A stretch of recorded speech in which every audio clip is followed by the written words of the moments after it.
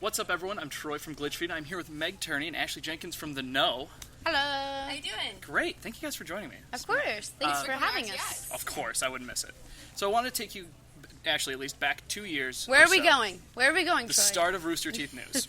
So how was it introducing kind of a more gaming and machinima community to gaming news?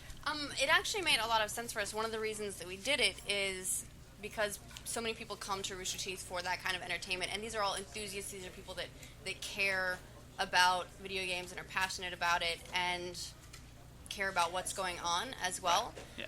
And so it made perfect sense to discuss what's going on and to create a place where we could do that and where the community could do that as well. And so it actually fully exceeded our expectations in like the first month. Yeah. You know, initially we were like, if we could do this much every day, then it'd be like a nice self-sustaining production. We could think we could do it. And then it was like, or we could triple it. That's fine too. And so the fact that everyone really embraced it just told us that we were on the right track. Sure. Great. And then you've obviously expanded since then, moving into the rebranding as The Know and bringing in Meg and bringing in the rest of your team. And then obviously bringing in Funhouse and those guys in. So how's that expansion been for you? It's great. Yeah. It's a lot of fun to have a whole bunch of people who are really passionate about video games and geek culture in general and comics and movies and TV and all that stuff. Everyone's super passionate about the mediums and what's going on in the mediums. Right. And if anything, it just means that we spend a lot of time arguing. Right. And getting like really excited about stuff together or outraged about stuff together. Yeah. And we have like peers who are as into that. So it's nice. It's a good group dynamic. Yeah. Just internally, and then I think it translates into the videos as well. You can see how much everybody cares about whatever they're saying. Now, was there ever a discussion of limiting it just to gaming news, or was it always going into it when we're doing full entertainment, movies and comic books and general culture? When we started the Rooster Teeth News, the idea was very much for it to be about all kinds of things, but it quickly became about just gaming news, right. Because we had limited amount of time, and we were in a limited format, and we were covering so many stories per day. Sure. And so, as we worked on branding as The Know and giving ourselves our own space, I was fully excited about it. I was like, I want to be talking about Doctor Who, and I want to be talking about more Doctor Who, and we want to be like Marvel, and we want to cover all this sort of stuff. Right. So it's what you're passionate about. Yeah, and I want to talk about living on the moon. And so from the beginning, we were really excited and enthusiastic about stuff that gamers probably care about as well, but it's like gaming adjacent. Sure, great. So I'd like to talk to you obviously about your process and what goes into creating a Know story from conception to executing the video. How do you decide what stories make the cut? There's obviously so much going on each day with gaming news.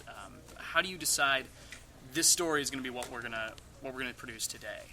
Yeah, we sort of discuss that every day. We like what's going on, what we're the most excited or outraged about. Because chances are, if we feel strongly about something, right. so do other people. Right.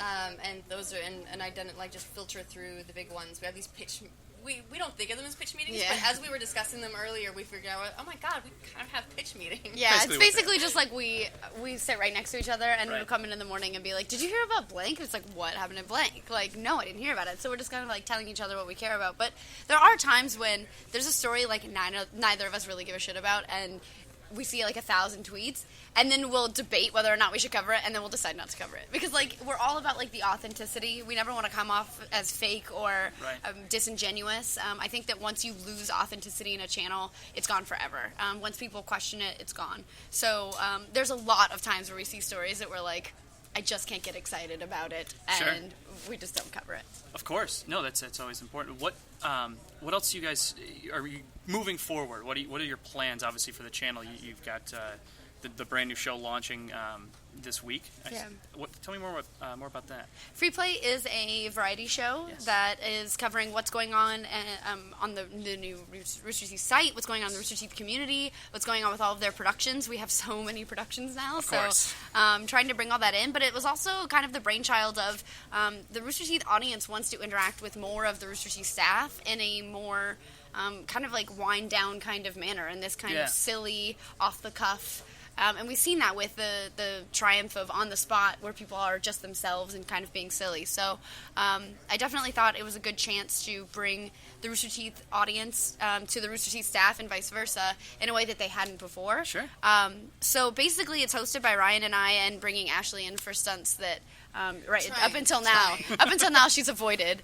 You didn't avoid. There was an unreleased stunt we did.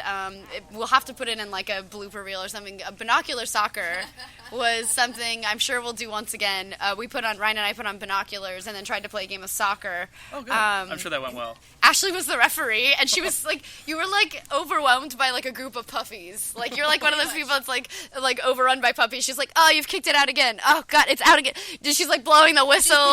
Hold still a second. I will throw it to you. Yeah, it was pretty funny. So getting people to come in and do that kind of stuff, and also with the no, like we do put in our opinion and we do try to have fun with it, but we don't get to be like silly a lot.